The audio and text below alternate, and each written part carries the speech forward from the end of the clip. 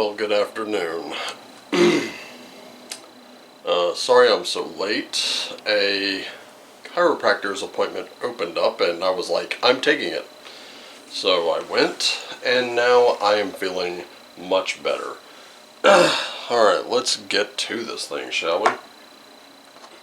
How was your weekend, by the way?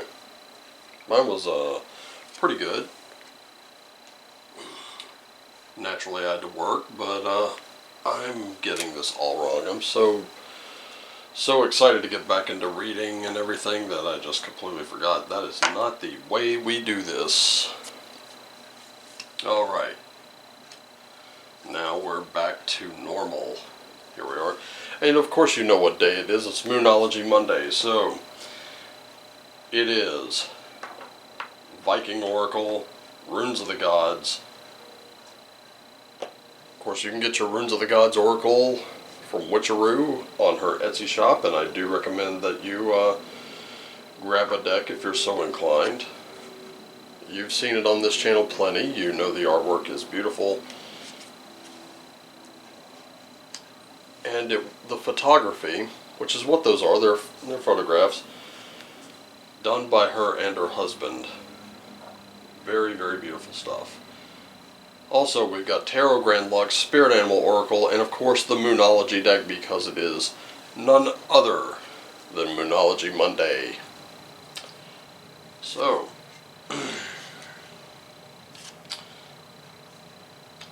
I say we check the moon phase.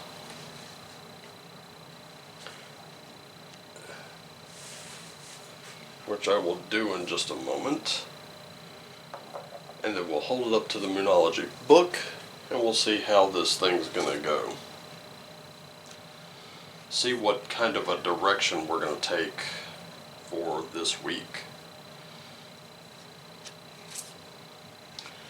And of course you know how this goes. It's going to be Moonology Monday, Straight Tarot Tuesday, Rune Casting Wednesday.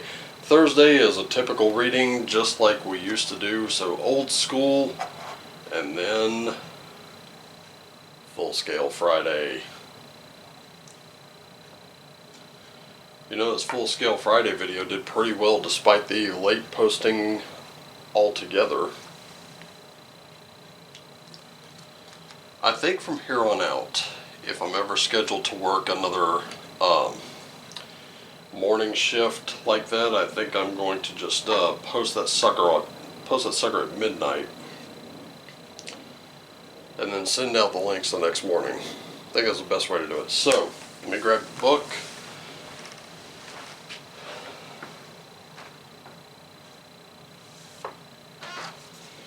And of course, everyone knows what book I'm talking about. It's none other than Moonology by Yasmin Boland, the creator of the Moonology deck. I think it's good for us to work with the moon on these kinds of days.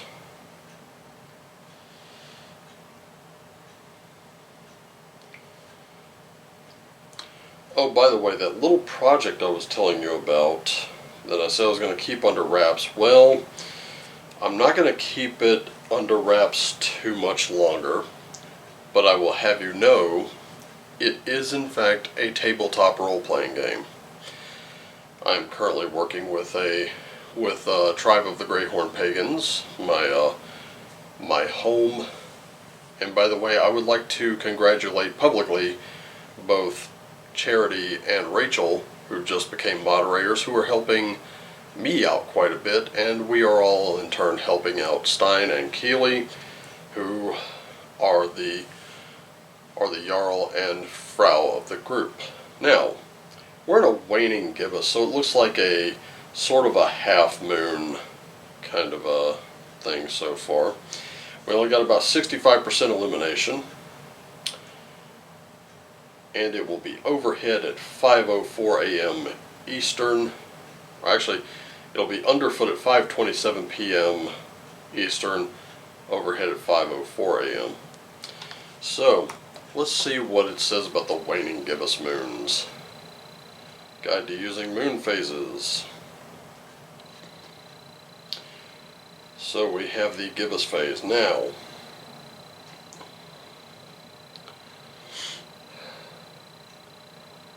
course, right now is a good time for getting back into any good habits or routines that you've let slip.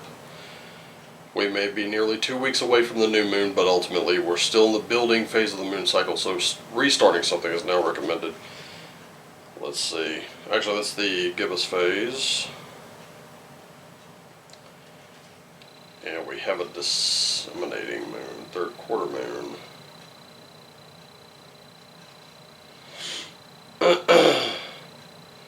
So we're after that. So here you go. This is time. After all the intensity of the full moon, it can be tempting to fall into a slump. If things didn't work out for you, then what next? A lot of energy has been expended, and you may want to relax a little during this part of the cycle. If that's the case for you, then do it. You will find that the more you work in accordance with the lunar phases, the more easily life will flow. This isn't time to start something new, then, but rather to go easy on yourself as you regroup your forces. The more you can accept what is, the better your emotional health. So, accept where you are. It's okay. Try to relax during this part of the cycle. If you've been doing the hard yards on manifesting your dreams in the fortnight between the new moon and the full moon, you will have earned a break. So we're in the waning phase. The moon will appear to grow smaller every night between now and its disappearance at the time of the new moon. It's as though we have stepped through from one side of life to another. We're through the door of the full moon, and now we get to see what's on the other side. Great words. So, now I know personally, I've been doing a little relaxing myself. I'm having these little naps now. And these little naps have been providing some pretty intense and vivid dreams. And I'm using those dreams and parlaying them into this tabletop role-playing game that I'm currently building, along with the help of the tribe, of course. And the best part about it is, this particular game, the overall themes are really there for you. You can supply your own theme. It's going to be the rule set that's going to be universal. And I'm trying to develop it for solo RPG. So for 1 to 12 players. Because there will be an adventure in there that will require a bare minimum of 9 players. All at levels from 9 to 12. Sounds interesting, huh? Sounds big? It sounds ambitious? Yeah. I'm not there yet, but I will get there. And once the initial part is complete, I'll be unveiling it. And I want to thank the tribe for helping me and encouraging me and having a good laugh and having as much fun with it as I am. And I just got a message from the person, Josh, who provided the very first note in the notebook. He provided me with an idea I thought was great. Can't use it right now, but it's still great, so I held on to it. Anyway, all that talk about fantasy and magic has gotten my juices stirring, and I'm awake and alive. Let's do this, shall we? So, Saul. We all know that the moon is a reflection of the sun's own light. We know this. But today is a very bright and beautiful day out. The sun is out and shining. The sun is going down later and later. Now it's going down at about closer to 5 than 4:30. We get to enjoy a little more of it. By the way, Keely, the Frau of the group, she posted a nice little image, which I will try to remember to download and put here for you to view. But if I don't remember, it was a map of the human nervous system. And next to it was a tree with its root system. And it was noting the similarities between the two. And the most important things you can do are nourish yourself, water yourself, and get enough sunlight. Now, personally, my skin and eyes tend to crawl under sunlight, but I do go out and get it nonetheless. It's good for you. Provides you with the happy chemicals. Keeps you from getting too depressed. Speaking of all things wonderful and magical, look who decided to show up today. She takes us on her journey with us. She is proud, she is a warrior, and she is the mother of magic. What more magic can we ask than what's in nature? Speaking of magical things in nature, what about this magical spirit animal here? That beautiful swan telling you to do a deep dive into your own magic. I'm always trying to tell you, believe in your own magic, and now we're seeing a magic in nature. Magic that we can draw from. Whether it's just sitting outside in the sunlight, whether it's looking out your window at the snow with a nice warm cup of tea or coffee or hot chocolate. Whether it's being out on a beach, in your Baja hoodie and your shorts and your sandals, the sand between your toes. Being out in the forest, deep in the cold, with your bow and arrow, hunting that deer. Or right there at the river or the stream, fishing. If you don't have a flowing river or stream, ice fishing. Tell me that these aren't magical times. If they weren't, why are you doing them? I know some say they do it for survival, but isn't there something primal in there? It's time to get in touch with that, to really do that deep dive into it. Ladies and gentlemen, I just had a similar conversation with someone earlier, and we were discussing where their troubles were. They are trying so hard to be such a good person. They're struggling and they're striving for it, and that is noble, and I will never knock that. However, I'm a Libra. So, if you're trying a little too hard to be the light, sometimes you have to dim it just a little bit to explore your shadow side. And if you're dwelling too long in your shadow side, maybe it's time for you to come out into the light just for a little while, to experience just how wonderful each of them can be for you. To find that harmonious balance right there. To compromise just a little one way or the other is never a bad thing. It's not going to harm you.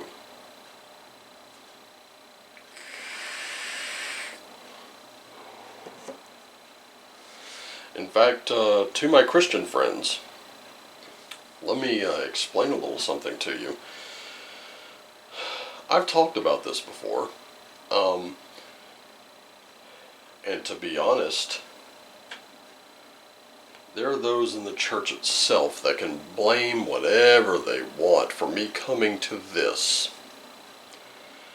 But I argue, had there not been such a colossal deal made out of it when I was younger, I never would have gotten curious. Let that sink in. So,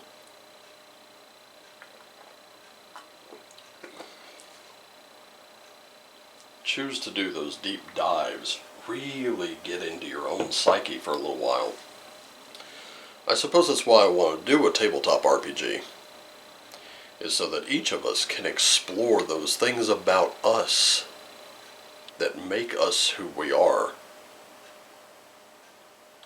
Exploring your ancestry is going to be a part of this. Exploring the history of your heritage or various heritages and embracing them. So let's go to the tarot and see what we need to know. We have a King of Swords. We have a Three of Coins. And we have a Hermit. Boy, isn't this telling us something. It's like I've already talked about these cards before they came up. So we do have controlling your own thoughts. Really having that mastery of them. And not letting someone else do it for you. As a matter of fact, you can master your own problems with your gifts of knowledge and insightful analysis. If you notice, the King of Swords in this case has a falcon. And he has trained that falcon with everything he knows as well.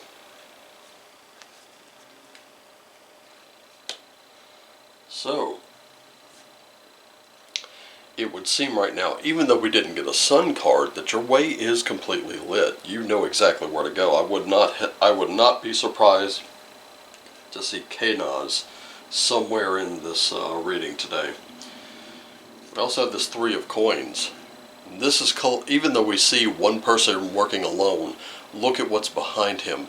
He could not have done that on his own. He is not doing that on his own. He's doing his part, just as you should do yours. But it's also in collaboration with others, so you're not out to compete.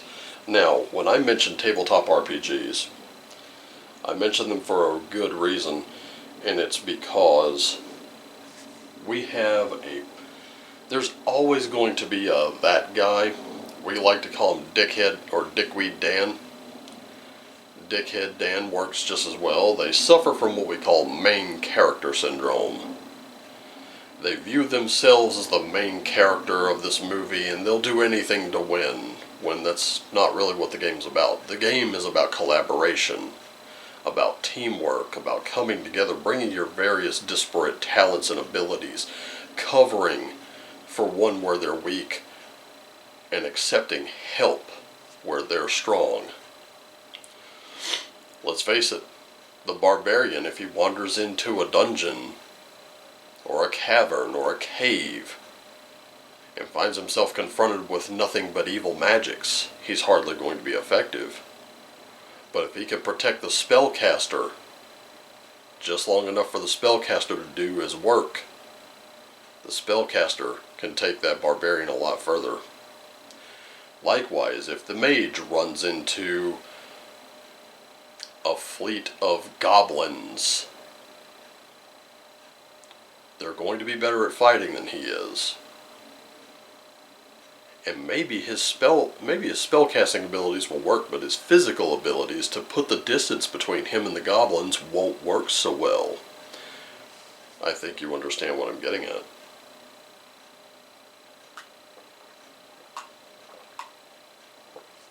The mage may see a no-neck jock in the barbarian. The barbarian sees a weakling pencil-neck geek in the mage. But put them together and suddenly they are unstoppable. And thus, we come to the Hermit. You do need to look inward. Maybe you need to go from warrior to wizard to contemplative magic user for just a moment. That lantern will light your way, and all you got to do is follow the flow of the river. That is your direction. Let's see what the moon has to say about this. So we've got full moon eclipse, which says conclusions are in reach.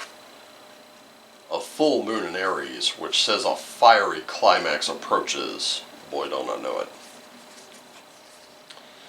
And a full moon in Virgo that says you are good enough.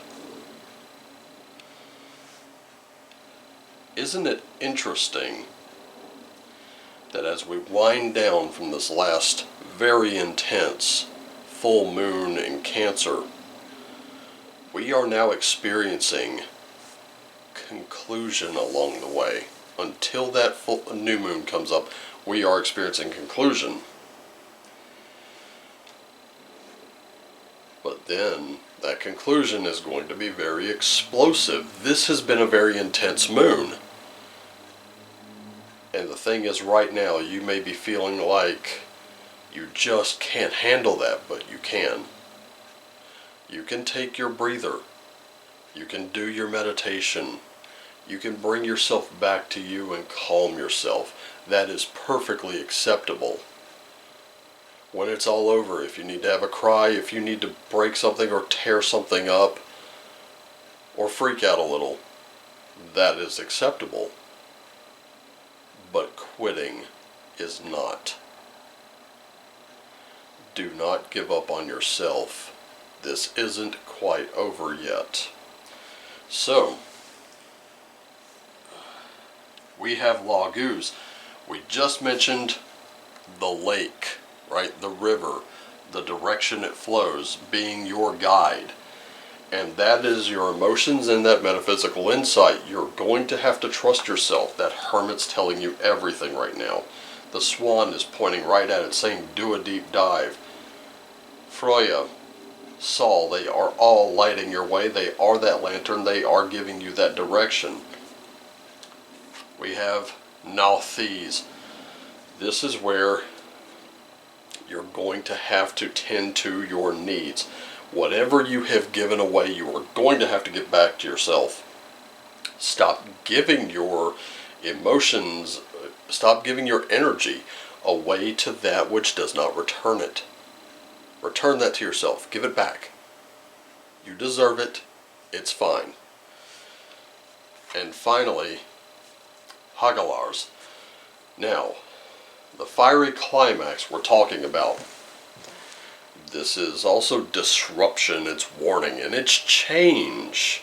Change isn't necessarily a bad thing. The thing I've always said about Hagalars is he just looks fearsome. You don't have to fear it. And if you're going to face it, you must first shed your fear of it.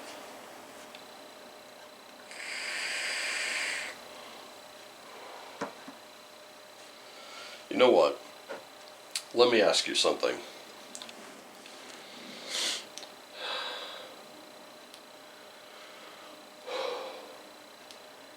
Has there ever been a time in your life where you feel like you just did not belong? If you answered yes to that question, I know exactly why that is. And it's because you were put here to bring forth the world that you wanted to manifest. You are aiding in making those changes. You've got to get with others, not of like mind, but of like soul.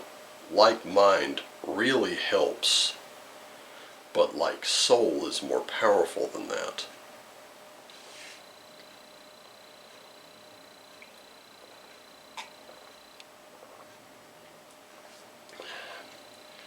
If you are currently being the change that you want to see in the world, then why are you scared of it? I do see a lot of self-sabotage in here, and my question is why? If you think you're not good enough, well, I've got some news for you. There's a full moon in Virgo right there.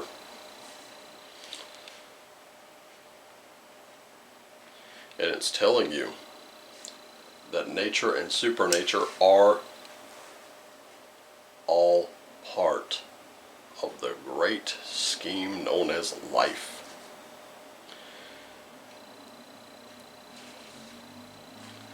So we're getting some very hard truths in here, things that we really need to realize. We do need to be a little stronger right now. It's okay. We don't have to be as strong to harness that really hard energy that just came into us and was flowing through us, and we were working with it. We were trying to keep up. It was a very, very hectic time, energetically speaking. But now, it's starting to relax. It's a little like turning on your faucet, just open the valve wide open. Bam, the water comes out. And as you turn the knob back, there's less and less and less until finally there's a drip and it's done. Now is not the time to give up. Take those naps if you need to. Turn everything off. Sit with a little candle and meditate for a while.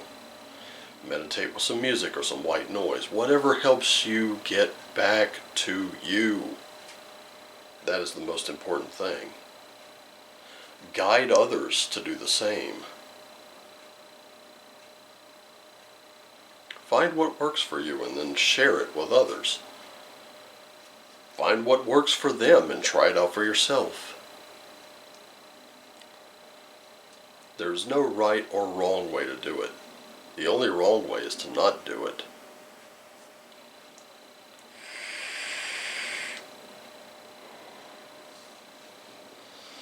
The thing is, I see a little resistance within you. But it doesn't have to be there. You don't have to accept it. Ladies and gentlemen, yes, you can in fact change the world, but you're going to have to change you. You're going to have to direct and guide you. You're going to have to allow others to work with you and guide yourself. Don't be the dickweed Dan or the dickweed Danielle who suffers main character syndrome. As many of you who have viewed my live streams on High Notes knows, I don't do main character syndrome, and if I want to do main character syndrome, I simply do readings off camera. They're usually just to answer my own questions. Get a little more insight for myself, and that way I know what to do. You can meditate with these. You can. It's very easy. It's very simple. These will guide you. The images right there will trigger those little intuitive responses. And then you take that and you go out into the world, and where you used to respond one way before, you now respond in a completely different way. You don't react anymore. And that is truly empowering. Thank you so much, all of you. You watching this right now, thank you. I love you all. Take care of yourselves and each other. Always do what lights you up. And as always, my friends, family, neighbors, acquaintances, shine on.